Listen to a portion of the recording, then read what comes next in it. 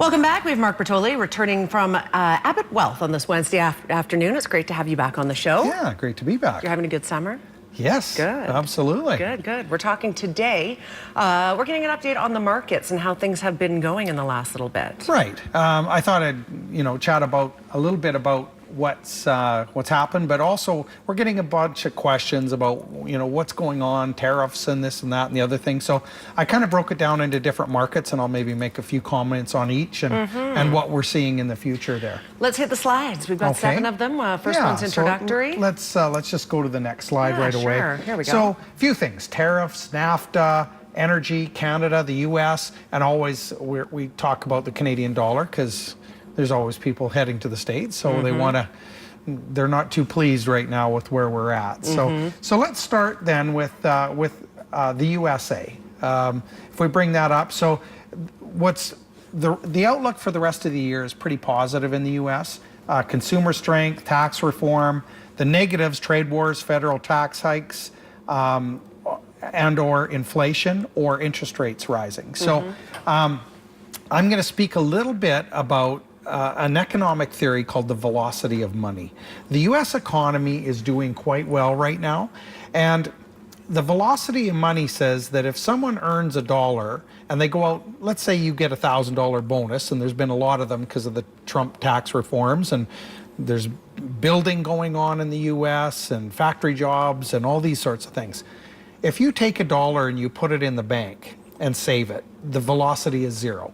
But if you take $1,000 and you go buy a TV, the delivery guy has a job, the salesman made money, the store owner made money, the manufacturer made money, and there's more people hired to make more TVs, then that money is working through the economy. When there's tax reform and people are building manufacturing facilities, all the construction workers have jobs, and they go out, and I'm just using TVs, but they buy TVs. And so the velocity of money says that the higher the velocity of money, the better the economy is performing. So better to do that than to tuck it away in the bank. Right, but when people get nervous, they tuck it away. Sure. So right now, consumer sentiment is fabulous in the United States. There's been a bunch of bonuses because of the tax reform. Manufacturing jobs are there, and people are spending money. So it is kind of a self-fulfilling prophecy right now. Okay, so things are going well. So the outlook for the rest of this year in the U.S., barring crazy trade tariffs, and I think that there's going to be a little bit of negotiations happen. The tariffs have largely targeted states that are up for re-election in November. So it's in President Trump's best interest to come to the table and solve those, because they don't want negative connotations from those states. Yes. So on the part of China and Canada, targeting those very specifically was actually pretty brilliant. So let's move on to Canada. Okay. So here we are, great oil prices again, global growth. There's a lot going on around the world, and we are the breadbasket. I've said that many times in the past, but there are some challenges as well. NAFTA, I mean, if we don't get that dealt with, that hurts Canada a lot. Our real estate, I was just in Spain at a global economic forum, and the number 9th ranked economist in the world spoke. And I asked him, I said, so what are your worries out there right now in the world? He said, Vancouver and Toronto real estate. Really? This fellow was from Ireland. So we've hit the radar. So real estate, not so much in places like Kamloops, but they are, We are affected by Vancouver, right? Sure we are. Sure, yeah. People are leaving there and coming here, and it's driving up our real estate. Right, yeah. And the other factor is consumer debt in Canada is higher than the U.S., so it doesn't allow people to borrow money as much to buy things and things like that. Okay. So energy, I think, is the next. So global demand is good. We do have some supply outages that have just recently happened, and again, tariffs are coming into play here and all that sort of stuff if it goes that far. And the only thing about energy is once you hit about $70 to $75 a barrel, the shale production in the U.S. comes to play. And there's huge reserves. Below $70, it's not economical, but above it is. So you start to see that coming back online, which is going to put a ceiling on energy costs. So on the next slide, the Canadian dollar. Positive is oil prices. Bank of Canada raising interest rates is a positive, but it can also be a negative. If NAFTA affects the Canadian economy, we will not be raising interest rates.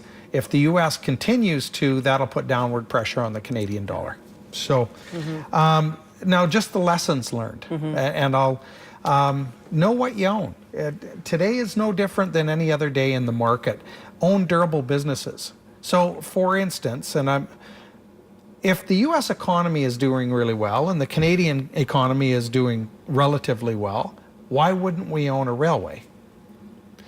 If products are moving around the United States, owning a railway, you would benefit from that. Now, you have to pay the right price for the railway, and there's a bunch more things, but it's just a broad example.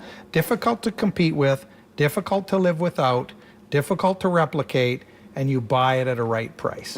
So, you know, those principles always stand true. And I think now more so than ever, with all these things going on, you should look very carefully at what you own and be very responsible with your investments. Absolutely. Did we hit all the points on that last slide? We got it. Awesome. You bet. Very good little education today. I appreciate that.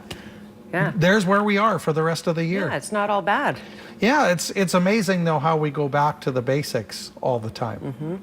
I think that's a huge thing. Especially, you know, you can get away with speculation in really good markets and in a new bull market, but when there's these things going on, the dynamics of NAFTA and all the sanctions and trade tariffs that are happening right now, it's a good time to really look at things and make sure that you own durable businesses. Right, and NAFTA's a big one.